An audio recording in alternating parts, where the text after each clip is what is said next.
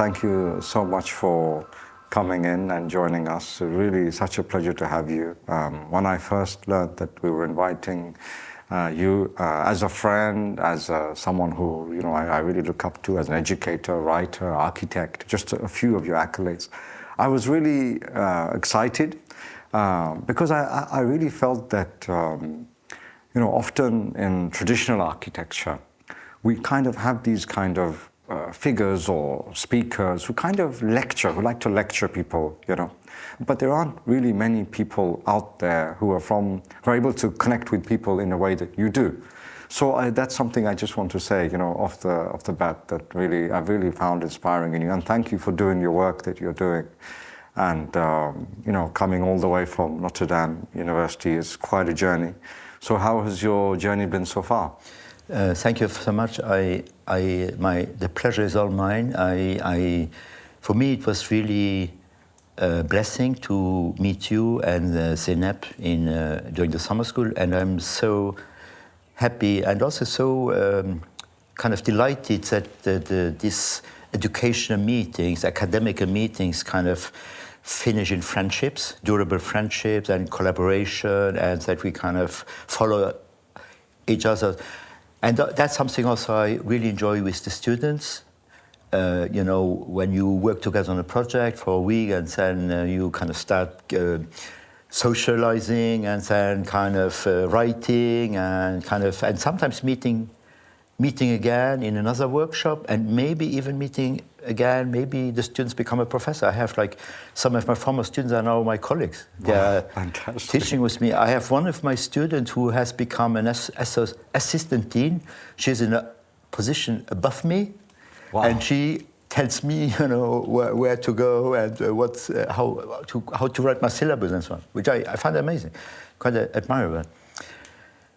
Yeah, so I'm very pleased to be here. It's an extraordinary country, and I'm very impressed with the students, which are mostly from this region, the Gulf region, or from the Middle East and from Africa, yeah. and also very, I wouldn't say surprisingly, because now it happens almost everywhere. Yeah. It's like many women. Yeah. And women are actually admirable, with an admirable intelligence and skills and willingness really to engage with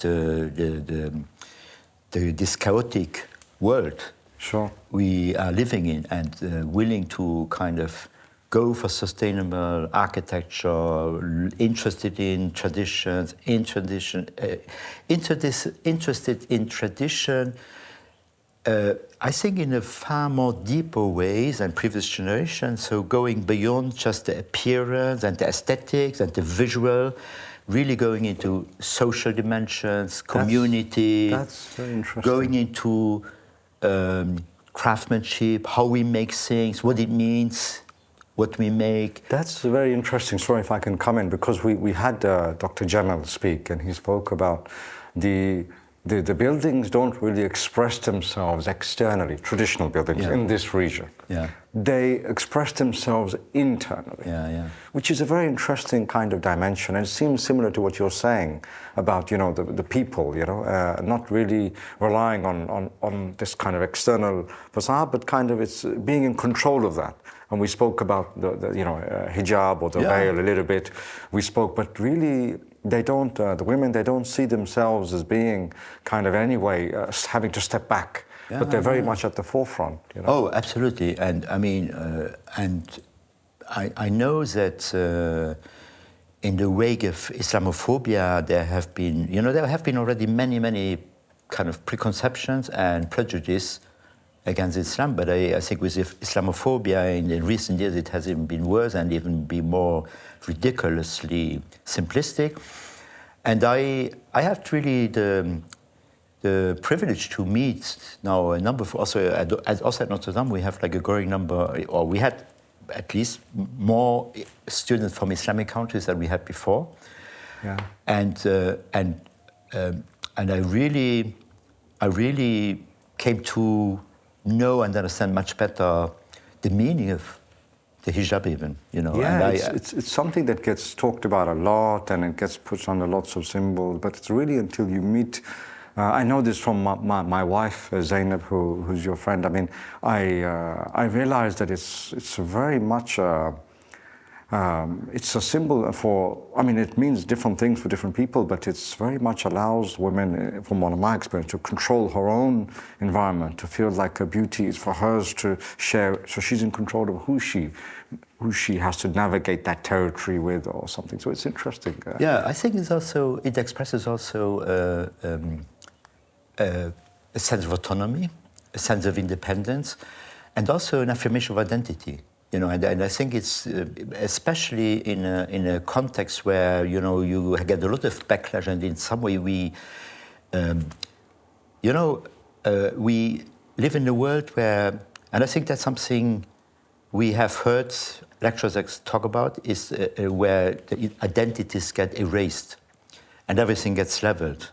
That's and everything gets stereotyped, and you know, the only kind of legitimate identity is the white, Western, capitalist. Yeah, city living, you know, Starbucks. So, you know, like cosmopolitan, which is not really cosmopolitan, because it's not cosmopolitan. People say cosmopolitan, say, you know, global and everything, but in reality, it's just like one thing which is kind of exported. It's really a form of more post-colonial kind of expatriatism, you know, so people kind of go in different places, but they kind of really behave more or less, and they expect the places they go to offer them exactly the same type of visual and comfort and technical conditions they have in their kind of you know, established homelands. So yeah, so that's one thing, but also beyond now this you know, beyond more this kind of these cultural aspects, something which I think is incredibly relevant is like to all the things we can learn from Islamic cultures, particular building cultures, where there's so much embodied intelligence regarding how to address the local environment, how to build in sometimes very challenging climatical conditions, with a minimum of technology, with materials which are affordable, which are kind of learning how you can do wherever you are, you know, if you kind of address, you know, what I would say the natural way of doing. The natural way of doing, you can build very sustainable, very beautiful environments. It's also to do, if I can just mention, Lucien, because you brought up that it's also the message of Islam, what made it so potent. If you look at how it spread out in the 7th century, and it went to extraordinary regions, such diverse cultures. One of the reasons why, I mean, historians talk about it, and one of the reasons why it kind of was taken up, because it was a social movement for justice, meaning it did away with this kind of structures of hierarchy. It allowed people to feel empowered from the bottom up. Mm-hmm. So a black or a white are completely equal. Mm-hmm. Whether it doesn't matter from where you come from, an Arab or a non-Arab, whether you're a woman or a man, everyone in the essence, theologically, is just on an equal footing. So what that allowed was cultures, you know, whether they were Southeast Asia, Indonesia, or as far as West Africa, or, you know, in the Central, all felt kind of empowered by this kind of, you know, doing away with not needing an intermediary to pray to God. Now, with Islam, it was kind of empowering the individual. That's really interesting that you mentioned, because architecturally also, you know, it was about kind of working not necessarily with these grand monument structures, but it was really, which did exist, yes, But it was also about the social aspect of kind of working with natural materials, centered around the courtyard, this kind of inward kind of efflorescence. So yeah, it's really interesting that you picked up on that. Yeah, also, when we had this lecture yesterday, the neighborhood, the team, I really was impressed by that. And I think that's in some way very unique and very interesting. Also the houses which kind of don't show off, so you have the door which kind of expresses the identity, it's kind of a little bit a signature of the owner, but it's not, the whole building is not a signature. The whole building kind of has a discretion, a restraint, and it fits in the context. Yes. A quality we miss so much in modern urbanism, where every building is loud and wants to be seen, and kind of it's gesticulating, and then, but also this idea that you still have incredible opportunities in your building, in your private. You can show and display your wealth and your art collection and so this idea of combining the kind of civic modesty and humility, and without giving up on the privileges of richness you have. And so, and also that helps to, in some way, to balance the contrast, of wealth and of origin. So everybody, when people are in the civic realm, everybody is equal. Everybody is a neighbor. That's fantastic. Everybody is part of the team, which I think is absolutely fantastic. And I think that's something you also have in the antique Greek city. You have that in many traditional cities in medieval times. Sure. And obviously, you have also. I showed these pictures of traditional towns and villages and cities, which in many cases, until the 20th century, and I asked the students, kind of had this kind of qualities, because I asked the students, show me in this city where the rich people live and show me where the poor people live. And you can find it, because the houses are all the same quality. Fantastic, yeah. And what happens, sometimes you have like a bigger house, maybe that's... Sure. And eventually you have a palace, but that's maybe the mayor, or maybe you have like a local, authority or something. So you have like some of the civic authorities, they have their palaces, and then the religious authorities, they have their sanctuaries, their churches or their temples and their mosques, and maybe their number of institutional buildings. But otherwise, the cities have had this kind of democratical, image, if you like. Sure. Until this century, where you start seeing the areas, and I'm not saying that the skyscrapers. So you have the skyscrapers, which are like the representative here on the Gulf and also in many places. But in other places, the skyscrapers are also slums, are vertical slums. There are places where the skyscrapers are absolutely not luxurious, and people are just crammed. And it's really difficult lives, and it's kind of diminishing, and it's humiliating to live like that. And then you have like these cities in Latin America, particularly. You see often these images. And you have the beautiful city, and then you have the favelas. And interestingly, so it's shocking to see this contrast, because that's something which you never see. And I'm not saying that there were no poor people. And then also, if there were some people, also they lived maybe, they lived maybe in poorer conditions in some more simple huts, particularly in rural areas. But overall, everybody was housed decently, with dignity. I've seen that, for example, I must say, I was very impressed when I went to Cuba. Yeah. And Cuba is, the ex-nemesis or nemesis of America. But in Cuba, I didn't see homeless people. Interesting. And even if people live in very, very poor conditions, and everybody has a place, has a roof above his head. And And the dogs, I was very impressed. I mean, maybe again because I like also here, like they feed the cats.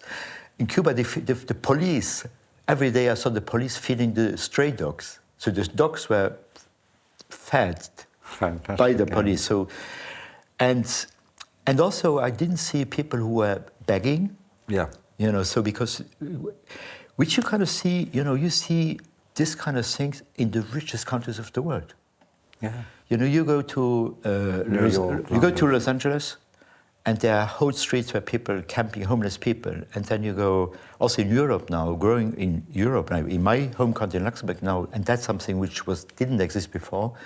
You have people in the street and people, you know, when I go from the train station to the center of the city, and that's about 50 minutes walk, I get at least 10 people who ask me for money. So the people who are begging and the people on the street are in exponential growth. Luxembourg is the richest country. It's the richest country of Europe. It's a country which has an amazing amount of resources and money. And it's a country where many houses are empty. And it's like in America, there are more empty. I mean, I think these are like statistics. And to say, why is that? There are more empty homes than homeless people. That means there are enough homes to house everybody, but they are not housed. And the reason for that is not the scarcity. It's just that some people are unwilling. And some people in Luxembourg, it's because people just block their homes, they don't put it on the market, and they wait for a developer to come to tear it down and to pay a maximum of money to build, instead of having a house, build a building of 6 floors or 7 floors and sell off the apartments, rather than allowing it, to be inhabited, maybe affordable housing and things like that. Which is a shame. It's really a shame. Because now people say, oh, I've been talking to students, they say, oh, yeah, but how? We say when we kind of argue against the skyscraper, say the skyscraper is just an expression of ego. There's absolutely no material need. There's no need for skyscrapers. And also, Elva Kiel, he explained that building the skyscraper, you need more land, you need more this, and you need more that. So at the end, if you have the same amount of land, you can house more people with normal, reasonable height, like 6 floors or 7 floors, than you will have with a few skyscrapers. And that's something which is proven, tested historically in Paris. Paris is one of the cities which the highest population density and the average height is 6 floors. But students are brainwashed in the schools, they design skyscrapers and crazy buildings under the pretext that we need it to house the growing population. And the growing world population is also, it's also partially a fabrication, because what I heard now, there was a moment where the population was really climbing to quite dramatic numbers. But some people say they continue, they go and say, okay, now next year we'll have so many, in 10 years we will have so many, in 20. But that's not the way life works. It's not the way economy works. So you have growth to a breaking point, and then, things kind of collapse. And you have already declining populations. You have in Germany, for example, you have neighborhoods where, where they shrinking cities. They have to think about what are we going to do with all these streets and buildings which are no longer inhabited and we no longer used. And even populations, even like China or other kind of populations where you had this crisis, of growth, and where they were forcing the one-child policy. Now they kind of are a little bit desperate because they want to stimulate. They encourage people to do children again. because their population is decreasing in China. Yeah. And so we will have, at some point, we will come. Japan is a drama, because Japan is a total drama. It's kind of almost like an anthropological crisis, because the Japanese population is in such a crisis that they are kind of disappearing. They're just going away. Luxembourg the same. In Luxembourg, without immigration, Luxembourg would be now, we have now 600,000 inhabitants, and it's 50% of foreigners, and I think there are only about 20% of the population who really have several generations of Luxembourg ancestry. Because even the present population is already based on immigration from Italy and from Portugal, so who kind of got nationality. The population goes, even when I was a child, we were 5 at home, and when I was at school, our professor always asked us, "Oh, Lucien, can you tell about your family?" And I said, "Well, we have 5 children." And then the whole class turned around, and they looked at me, like that was like 5 children. That was a sign of poverty. Poverty, wow. Yeah, 5 children was, where you were like the slum kids, because only poor people had many children. Most of the families, the average of children in Luxembourg, 1.5, and you needed 2.5 to be able to even keep the population stable, because the children was inferior to the deaths. So there were more people dying than being born. But I must say, Luxembourg, they did the right thing. They just kind of were opening the country to immigration, and it worked really well. Can I just talk, we're talking now, we've come to Luxembourg because that's where you went to school, that's where you grew up. So I guess my question would be, what brought you to traditional architecture? Is it, it seems like to me that you're very much interested in like a social justice, you're very much a humanistic kind of person you come across. I may be wrong, you can tell. No, it's okay, but how would you frame the idea? How did you come to traditional architecture? First thing I would say, I never thought I would become an architect first. I was more interested in painting and writing, so originally I wanted to become an adventurer, an explorer. I liked But you've not been too far off. No, I'm very much traveling, and I was kind of fascinated by the Amazonas and Africa. And I was reading a book, even as a child, I went to the library and passed my whole afternoon in the library, and there were these old books, big books of African tribes and Amazonas and everything. So I was really interested in the world and in nature and in foreign countries. And then I had this, like children, you're dreaming of being a writer. I was writing, I had a journal, I did drawings. And I was okay, my drawings, unfortunately, what happened, like in education, you get you are in a productive mill. So all the drawings I did, I don't have a single of my school drawings. And they were pretty nice. I remember they were really pretty nice. I got always compliments, and my dad always, when I had guests, my dad always showed it. I wish my son. But they're all gone. I don't know where. And then at the school, they didn't return the drawings. And then I found out later, because my sister was befriended the son of the concierge of the school, and he burned everything. So, and my dad did the same thing. My dad, every year, he had like a bonfire in the garden. And then, even when I was at the School of Architecture, one time I came home and I said, "My dad, where's my model for my first year project, my model?" And it was not there anymore. It was a wooden model. He had burned it. He didn't know what it was, because it was just a box, So he probably thought, what he said, he didn't even think that was some architect, because we had an exercise. It was just a box like 7 meters by 7 or something, or 7 meters by 5, and then do something with it. So I don't have any records of that,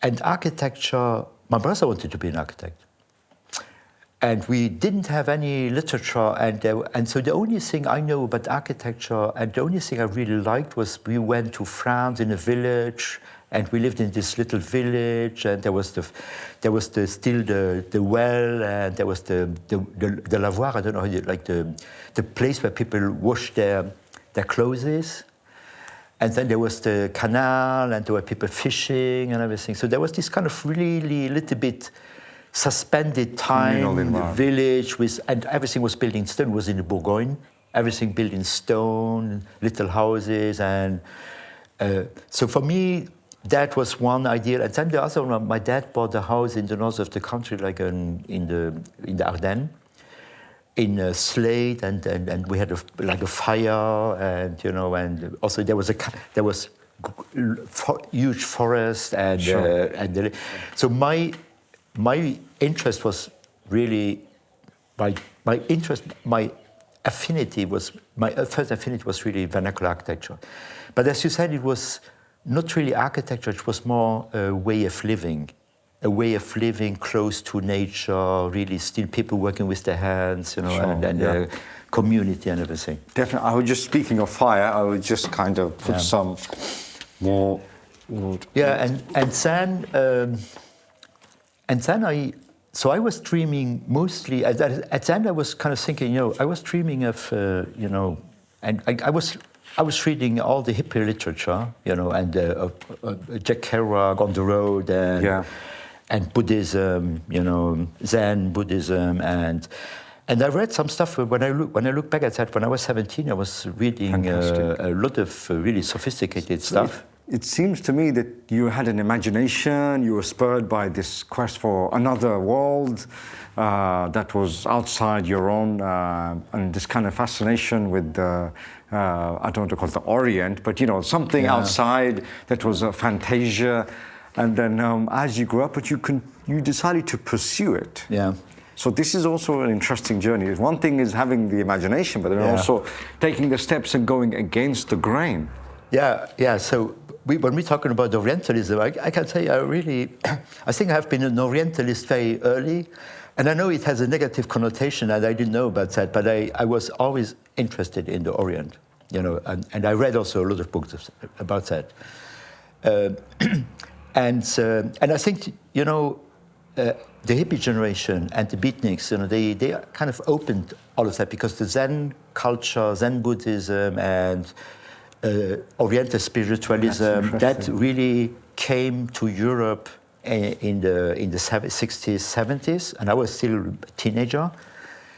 And also, when I was in high school, there was the student revolution in France, all the political, and the war in Vietnam and everything, all these kind of things which rattled the youth at that time, because I think I must say that I was very impressed, even if it kind of ended in a dead end, but I was very impressed because we went on the street to manifest,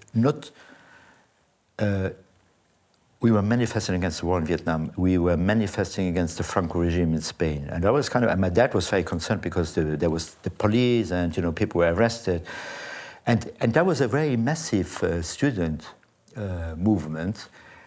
And so I have really good memories of that, because there was a lot of passion for justice and for peace and everything. And it had also an impact, finally. It had an impact. And so I think I got a lot of my philosophical, And what happened is that, a lot of people, from the same period, they kind of started at some point, we were fighting the bourgeoisie and capitalism, but many of the people just kind of once they have a career, they have an income, that's what they kind of just forgot about it, and they kind of settled. I think I didn't settle really. So I'm still. Also, people say, "Oh, yeah, when did you start? When did you, because I'm wearing waistcoats and boots and hats, and they say, when did you do that?" I have always been doing that, so I have not changed. I have been always pretty stable in my love for the Orient and for boots and for, a type of imaginary adventures, because I don't think I'm really adventurous. that much. But I like this idea. And I think I like this idea of life as a journey, as an adventure. And yesterday Elva Kid said you have to make sacrifices. I'm okay with that. I don't think that you can force the students to say, if you want to get somewhere, you have to make sacrifices. I think you can just tell them sometimes you have to choose between making sacrifices or making compromises. And I prefer not to make compromises. And then if you don't make compromises, you make sacrifices because you get punished. Yeah, definitely. So you get, but I will tell them, okay, I didn't make compromises and my family thought I was a misfit and they still think I'm a misfit because they said, why don't you adjust? Why don't you just kind of accept to compromise? My dad said, why don't you put water in your wine? Because if you don't put water in your wine, you will not go anywhere. You will always and I didn't do it. And in my life, I always did what I wanted to do. And the things I did, I'm not ashamed of the things I did, and I can show it. And I'm not ashamed of the errors I did. So because the errors, I tell the students, the errors are just part of your life. If you don't acknowledge, and if you don't love your errors, or if your errors are so bad that you have to hide them, you're really in trouble. But errors, it's a normal thing, and learning is just failures and corrections and moving on, errors, making errors, acknowledging errors. And I said you have to love your errors and then move on. And then the moment when I get to architecture was really, I would say, serendipity. It's like these things in life happen and you don't really know why. Because I had only, I think, 1 or 2 months to decide, and I hadn't chosen yet. And you had to go for high school because there was a deadline to register. And then at some point I said, oh, I'm going architecture. And I went to Paris because I wanted to be a painter in Paris. I went to Paris. When I came in Paris, it was a complete disaster. It was confusion. There was strikes and student manifestations all the time. I didn't find the room. I was there 1 week. I didn't know where to go. I didn't find my professor. And then the professors were all agitators. They were just fresh from the barricades of '68, and they got the position, and that's why I also was realizing things. So these were the people who make the revolution, and then they kind of started behaving exactly the same way as the professors from before. What do you mean you couldn't find your professor? Sorry, if you could just elaborate. I didn't know where to go because I was at the Beaux-Arts in Paris, Rue Bonaparte, and I didn't know what room, and I went to the room and the professor was not there. The professor came 2 hours later, so there was the schedule, and you see the schedule, and the students were waiting, and the professor didn't come. It was absolute chaos, and also because these people who came from the barricades had an incredible sense of entitlement because they thought that because they had fought the revolution, they had the privilege of the princes because they chased away what they called the barons, where the old professors were kind of hunted out or they retired. And then these young, unexperienced professors took over, but they didn't have the expertise, they didn't have the experience, and they had the entitlement. So they only had what they thought they had like a type of superiority. That's my feeling, And so I mostly, and also what happened, so I tried to understand, because I was in Paris, and that's the first time I was in a big city. And I looked around and I saw all these buildings and the detail I didn't understand. I said, why do you have, you have the cornice, what is that, how they do that and everything. And then I came to the school and I found out that nobody was talking about that. Nobody was talking about real buildings. Right. I said, I want to understand how you build, because I had no judgment, I liked the village and everything, but I had the first book I have read one book before going, it was The Charter of Athens. And I liked it. And afterwards people say, oh, that's Corbu, it's bad and everything. Everything except Corbu is bad, Père Corbu, it's bad. But I liked it because at least it was a clear reading, and I understand, you have the monuments, and you have to kind of do this, and housing inside, outside. Then, so there was a really clear pedagogy. But then I came there and nobody was explaining anything. And I asked professors, you know, is there a method to design? How do I design? I don't know how to design. They said, no, you have to find out by yourself. And I said, why am I in the school if the professors tell me that I have to find out? If the professors can't tell me what to do, why am I at the school? And then one time there was a girl from Iran, and we did a project, and then she had a house with a pitched roof, very little vernacular house. And the professor was kind of humiliating her. And I said, wow, I have to be careful. And then we got this exercise, a box, the exercise my dad burnt. Yeah, it was like 7 meters by, I don't know, 7 by 10, or I don't know exactly. It was just like a, and I built it, and I kind of built it with plywood. It was very difficult because I had to saw and everything. And then I had this kind of, I had to do my own program. I had to do my own, but the only thing we got was the volume. You know, okay, do something in this volume, and I did a project for a community of musicians. You know, that was very fashionable. The communities, the hippie community, rock musicians. And so I had this kind of really crazy. And I know whenever you did something, people said, but whenever it was not traditional, it was always, oh wow, interesting. Oh, interesting. But they never explained why it was interesting, and so on. And then I wanted to drop out. You know, I wanted to drop out, and I had the opportunity to go to the south of France to do an apprenticeship. I should have done it maybe.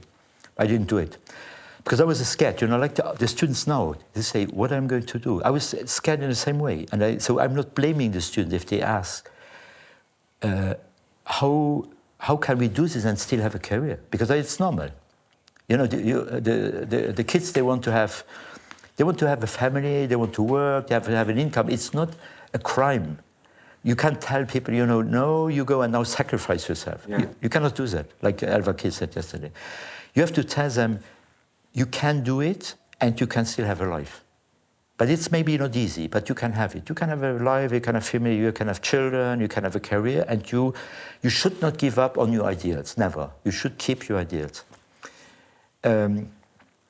So I wanted to drop out, but I have this anxiety. I said, I'm dropping out. I'm going to France. I'll be a carpenter. And what's then? What's afterwards? And then I decided, because I thought I wanted to finish my education as an architect, but then, you know, because the situation was so confusing. For example, in the first year, we had 6 months of strike, so the school was closed. I went to school, closed, nothing happening. Then the government, just to really punish academy, they cutting funding. So we found ourselves in classrooms without tables. There were no drafting tables. There were holes in the wall. It looks like a slum, you know. There were holes in the wall. It was the École des Beaux-Arts. In the ground, they called the Beaux-Arts. There were walls with holes in it, graffiti, not enough chairs, no working tables. Wow. And then I said, wow, so what happened? I mostly missed the classes. I walked around Paris.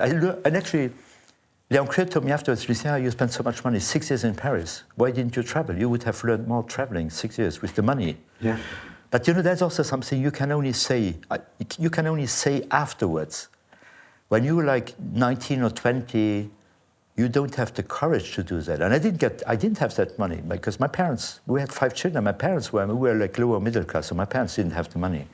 And I didn't get any, I never got a scholarship, because my dad was very proud, because in order to get a scholarship, my dad would have to declare how much money he got, and he was too proud, so he always refused to apply for scholarships, because he says, I'm paying your studies, you don't have to worry. So I kind of got a little stipendium every month, but it was not that much. Yeah, just to make it short, so I spent 6 years and I walked probably 4 to 5 hours a day through Paris, and that was my learning. Wow. And I traveled a lot in France. So I made France, I traveled to Normandy, so I did a lot of travels. Wow. So I traveled really through France, and I hitchhiked and I traveled, and very cheap. And I got to see a lot of stuff. I traveled also to Italy. I did my first travel to Italy, Sicily and everything, Copenhagen, I went to Copenhagen. But my moment really of serendipity came, you know, at that time also, because there was no teaching, and at that time I was students, there was no teaching, there was no pedagogy, but there was an incredible wealth of publication, and you still have libraries. There were great libraries in Paris. I spent a lot of time in the libraries. There was the library in the Cité Universitaire, the library at the School of Architecture. Yeah. There were public bookshops where you have plenty. There was the bookshop which is called Gilbert, Librairie Gilbert, Boulevard Saint-Michel.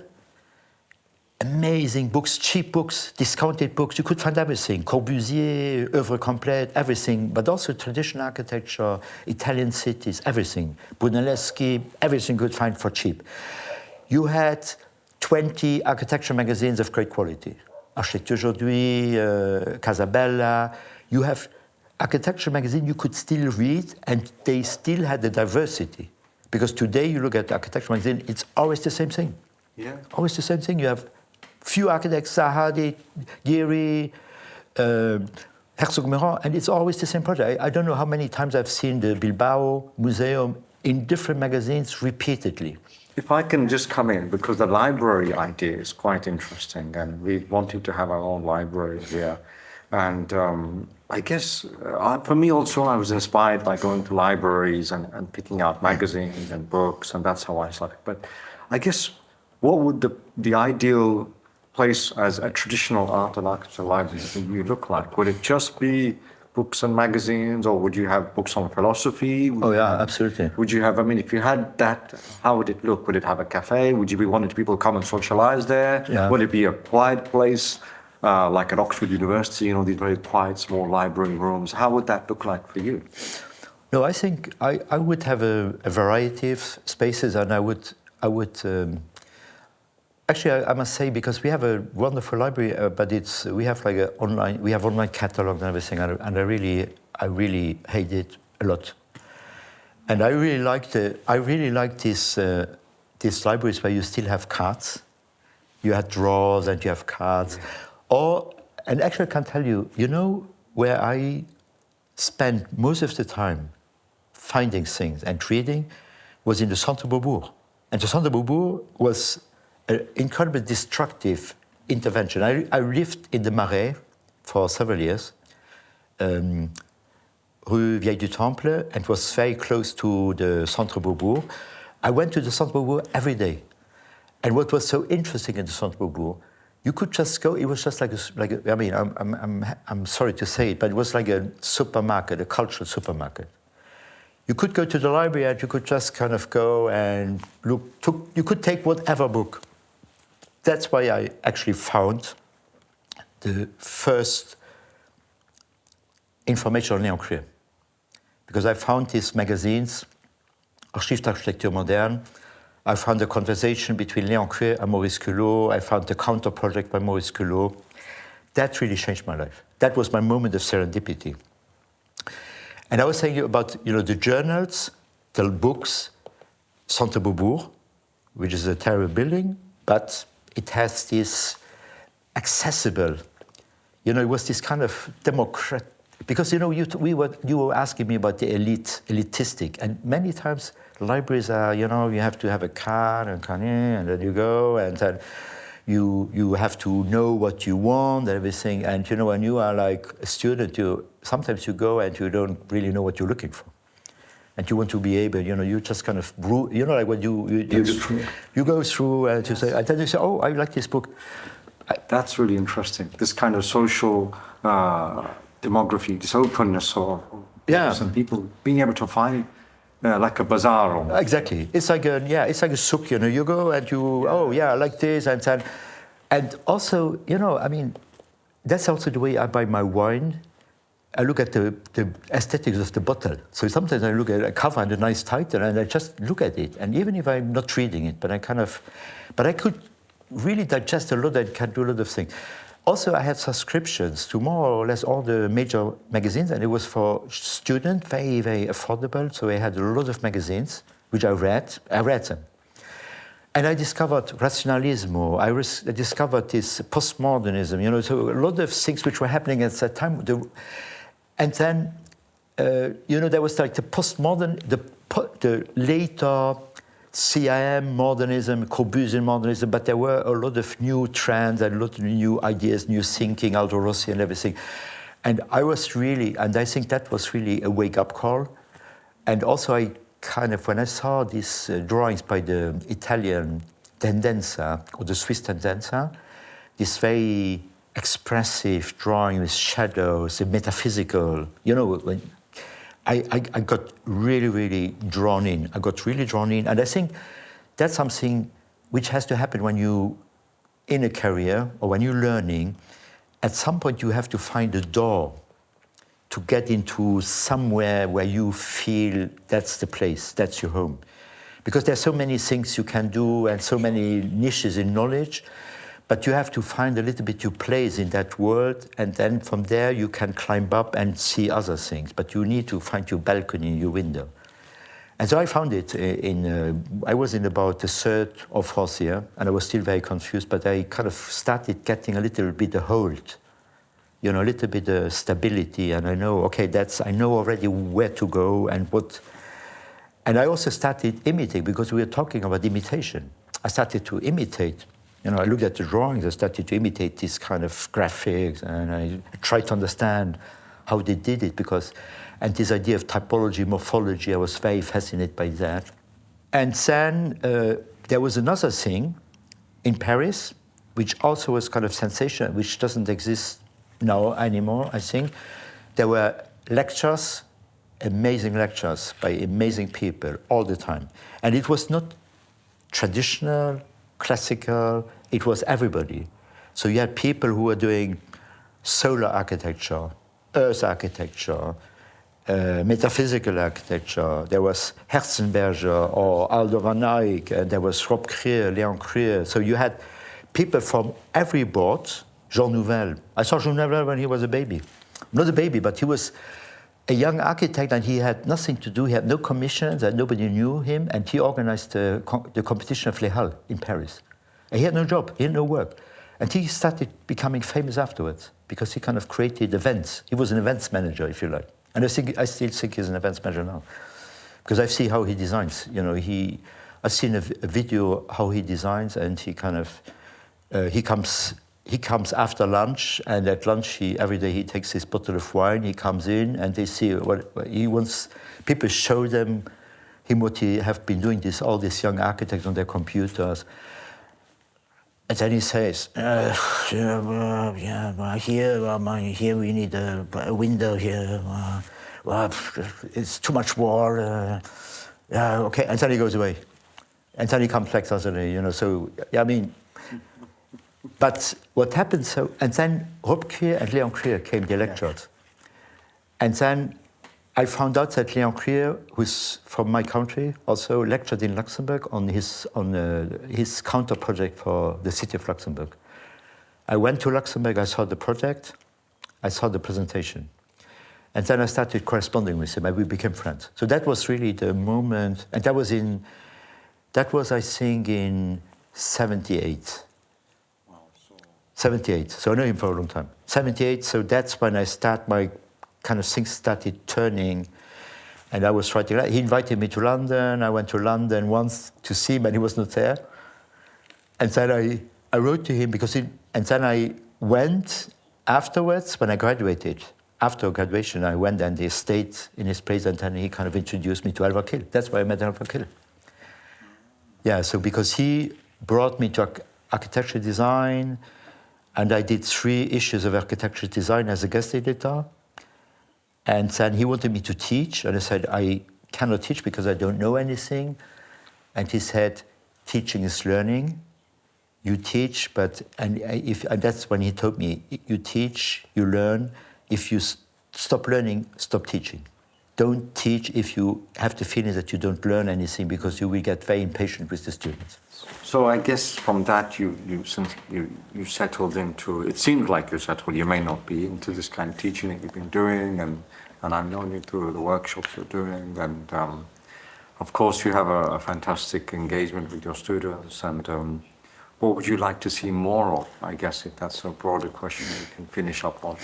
More of in education, you think? More of in education.